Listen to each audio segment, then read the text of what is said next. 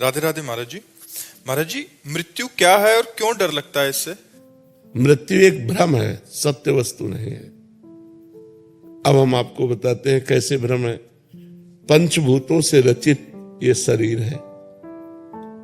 जब इसका अंतिम संस्कार होता है तो अग्नि तत्व अग्नि में मिल गया, जल तत्व जल में, वायु तत्व वायु में, पृथ्वी तत्व पृथ्वी में, आकाश तत्व आकाश में। 5 तत्वों से रचित शरीर है। वो अपने अपने तत्वों में मिल जाते हैं। इसमें मरा कौन? मरा नहीं ना, शरीर में मरा नहीं ना।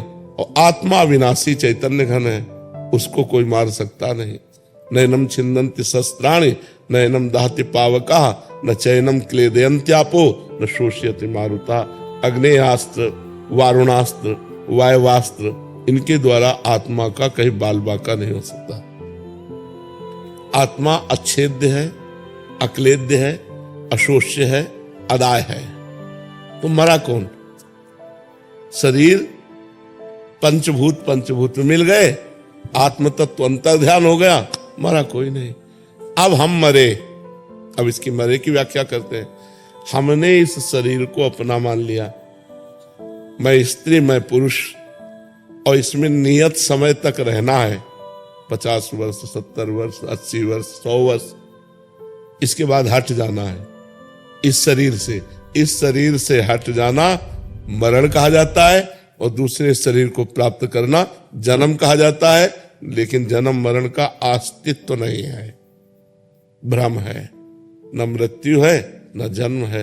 और जब आप जन्म स्वीकार करते हैं तो मृत्यु भी स्वीकार करनी पड़ेगी। और जब न जन्म है न मृत्यु है, एक भ्रम चल रहा है, इसी भ्रम को मिटा दो।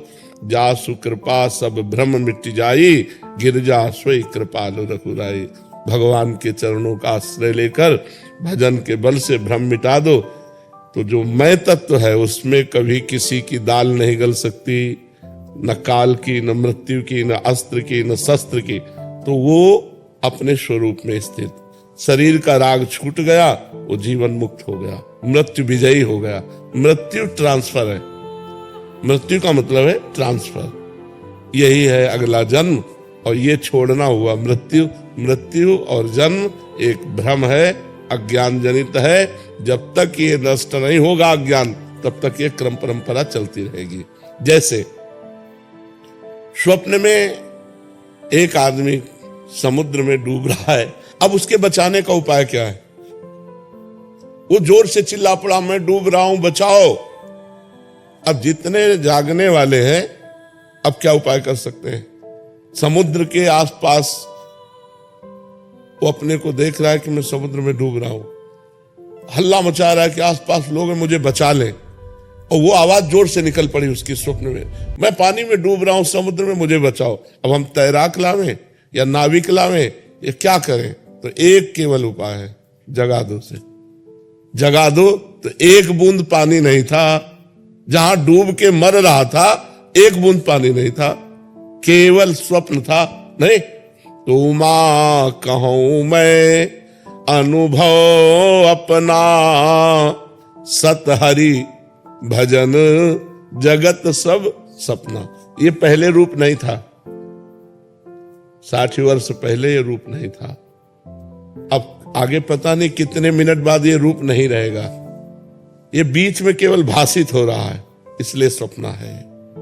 अगर ज्ञान के द्वारा देखो तो जैसे आपकी गाड़ी आपके पैसे के अनुसार है, ऐसे ये गाड़ी है।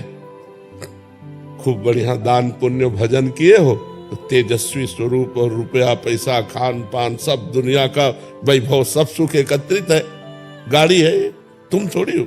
आत्मा तो जैसे हमारी वैसी चींटी की, जैसे हमारी वैसी सुअर की, जैसे हमारी वैसी चराचर जीव की। आत्मा तो एक ही है।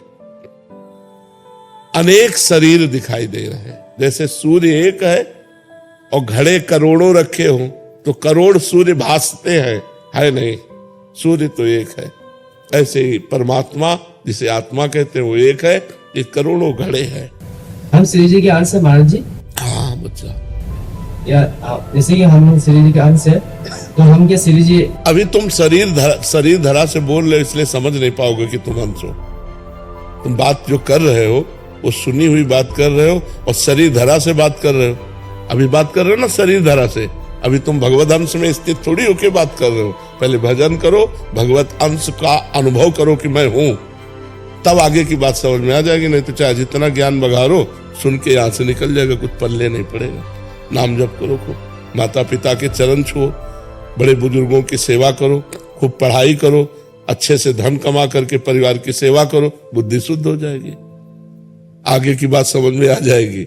बाप पंडित होता है तो बेटा भी पंडित ही होता है। तो ईश्वर अंश जीव अविनाशी, चेता नमल सहज सुख राशि। और अपने को भूल चुके हो बच्चा, जब तक जानोगे नहीं, और वो जानना बिना साधना के नहीं हो सकता। ये कोई बातों से थोड़ी जाना जा सकता है, उसके लिए साधना करनी पड़ेगी।